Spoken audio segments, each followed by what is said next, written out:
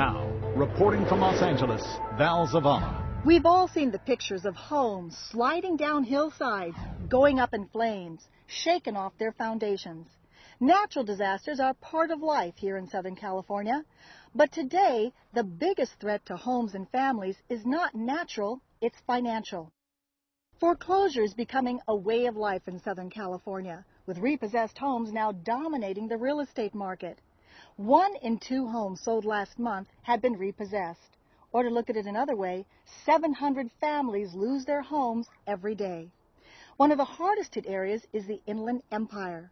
5 years ago, it seemed like the promised land, with first-time buyers flocking to buy big homes with spacious lawns and sparkling pools.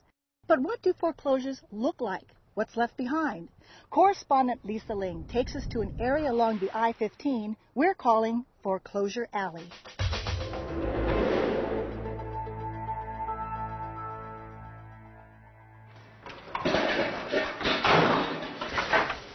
You could say that these guys are a home's most unwelcome group of guests because they're here to grab, throw, bag, haul, and generally destroy everything left behind by the owner of this foreclosed home. The mission is to fill this dumpster as quickly as possible so it can be taken to the landfill. That's right, the landfill. Nearly everything left in this house is going to the dump. Why would people leave a big TV like that? Well, I think that they didn't have the money to get a moving van. And so they took what they could, threw it in their car, and they're off. We don't even know where they would go, but maybe to relatives, to a hotel. John Ploker owns a business that contracts with banks and mortgage companies to do this dismantling, which he calls a trash out, a word he says he came up with because it so perfectly describes how homes are emptied. Is this house typical of a lot of the ones that you trash out? Yes, newer home, newer neighborhoods. Over the last 5 or 6 years, those are the people that participated in the subprime loans, and they're the ones that are really taking the beating. Even though he's done this now for several years, Ploker says he's still surprised by the personal things people leave behind. People always say that the first thing they take, if there was some kind of disastrous photographs, but... No, we find pink slips to automobiles, we'd find birth certificates. Now, those types of things we keep, and we attempt to mail those. Computers, printers. Yeah, there's a computer. It's all intact. 2 computers in here. Yeah, 2 computers in there, table. Incredible. Incredible. We found dozens of things, but one of the things we found just recently was an urn that somebody's remains, they had been cremated and they left their urn at the house. And we called the bank and said, what do we do with that? And they said, do not trash that. And although people know for months in advance that they're headed for foreclosure, they often leave in a hurry. Yeah, you've got rotting food here. These people didn't take much. They took what they needed, perhaps their wallets and their purses, and the shirts on their back, literally, and they're gone. I guess if you're going to lose everything, what's the point of cleaning up, right? I think that people that finally get to this point are depressed. They've lost their home, and they're probably not thinking straight. They've lost everything. And as you can see, a lot of good stuff is still here, and so they must be in great despair. A few years ago, Ploker had 3 employees. Today, he has 73, trashing an average of 15 foreclosed homes a day. So it must be a little bit of a bittersweet kind of experience, because on the one hand, your business is booming, but you're from here, and you're seeing all these people's lives destroyed, essentially. And friends, too. We've got people actually in our company that are losing their homes. I've got many, many friends that have lost their homes. This is a disaster on a grand scale. This is not something that we're excited about doing. That sense of sadness isn't lost on the trash out crew. I wonder what I would do in their situation. I wonder how I would feel, what I would leave behind, what I would tell my kids right before I leave. I mean, I have to pick up their children's toys. I mean, I pick up dolls, and I wonder if this was a little girl's best friend. I wonder what this was to somebody else, and now it's going into a dumpster. Everything that's left behind is left behind because they want to leave it here. There's no coercion. They're not being forced out of the house immediately. They have plenty of time to take it out, so it's their decision, not the bank's, not ours.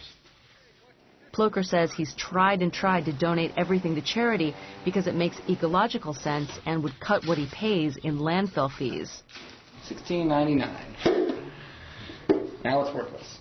But his crews move at a blistering pace, and the logistics of hooking up with a charity truck has never worked out. Off to the dump. What happens is they don't show up when they say they're going to show up. They leave things because they don't think it's valuable, and then we have to come back and pick it up, or we get in trouble because we did not finish the job. Ploker says he's contractually prohibited from leaving anything on the curb.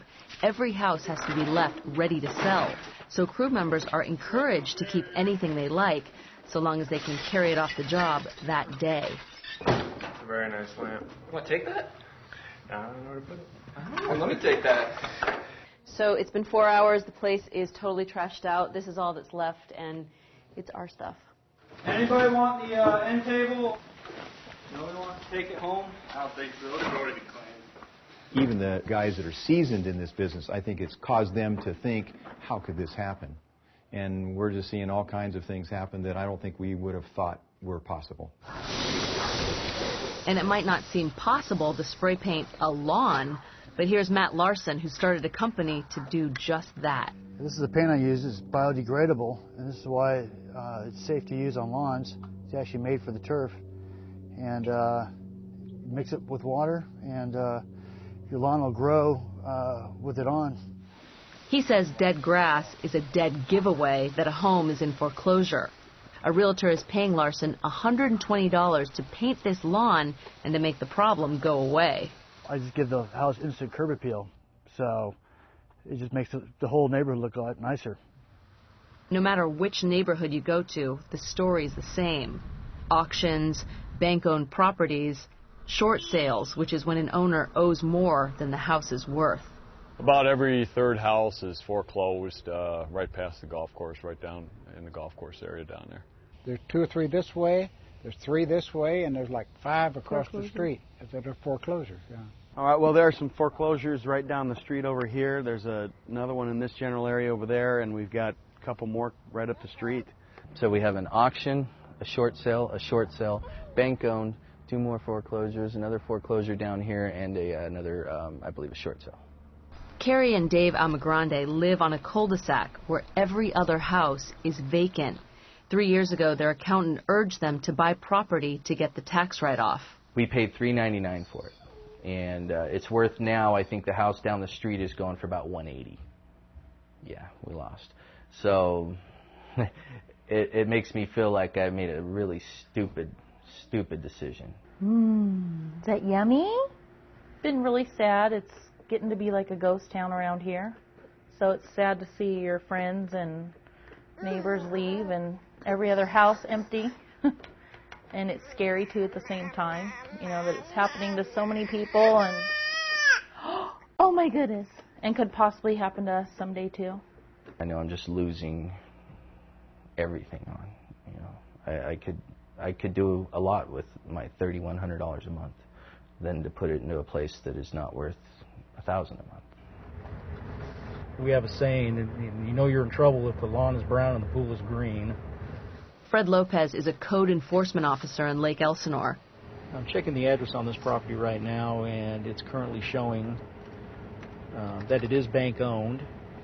Because of the city's new abandoned home ordinance, he says 75 to 80% of his workday is now foreclosure-related. My partner and I today are en route to a foreclosed property located here in the city that contains a swimming pool that has green stagnant mosquito breeding water. Hey, what's going on? How's it going? Good, man. You got utilities? Yeah, there's water and electricity in the house. Lopez and fellow officer Scott Burns are dealing with a crisis within a crisis: abandoned pools and spas. Hey, did you bring your swim trunks? No, not me. Come on, let's go. It's hot out. It's about 100 It today. is. Yeah, I think it's missing a little bit of chlorine, don't you think? These days, they're draining about 3 to 5 pools a week. All right, let's go get the pump. You got it? Yeah, Of course you do. unfortunately, when the houses go vacant, the utilities get turned off, those pools just sit there, and in this kind of heat, it only takes maybe a week, week and a half for the water to turn green and stagnant, which then becomes an issue for mosquito breeding and West Nile virus. So we're very quick to react to complaints in regards to green swimming pools. Come on, come on, come on. Come on, baby. All right, we got it. It takes 2 guys nearly 3 hours to do the job, draining not only the pool, but city coffers at a time when there's less and less tax revenue coming in. Yeah, I couldn't ask for a better situation, right out to the street into the storm drain. When I first started in code enforcement about 3 or 4 years ago, I never had any inkling that I would be standing at the bottom of a pool sucking out green stagnant water. Anybody want pea soup? I don't really see it getting any better anytime soon. A lot of the people that took out these adjustable rate mortgages, you know, if they did a 5-year deal, you know, their houses are going to be coming up, you know, within the next year or 2. So it's going to be a continuous process that, you know, unfortunately code enforcement is going to have to deal with for quite some time. Hey, we need to go to the dump. Like now. I don't think the United States, or at least California, could handle another one of these foreclosure crises. But we'll go through this process again. In the short term, yes, everybody's burned their hand and they remember that burn. But over the long term, 10 years from now, we might be back here. Joining us now is Lisa Ling.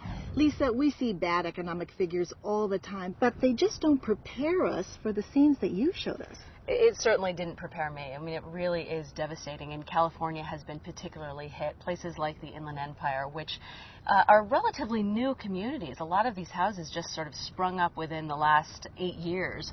So people thought, we can buy our dream homes in these brand new subdivisions and commute because gas prices are cheap. Well, now with escalating gas prices and so many homes going into foreclosure, it's become incredibly difficult. And so as a result, you've got these communities, and it's surreal when you go over there because you still see signs that say, come buy your dream home.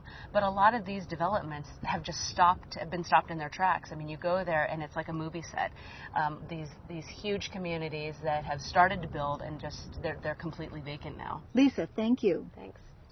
So we'd like to know how the economy is affecting you. Are you afraid of losing your home? We'd love to hear from you, and you can go to our website at kcet.org/SoCal.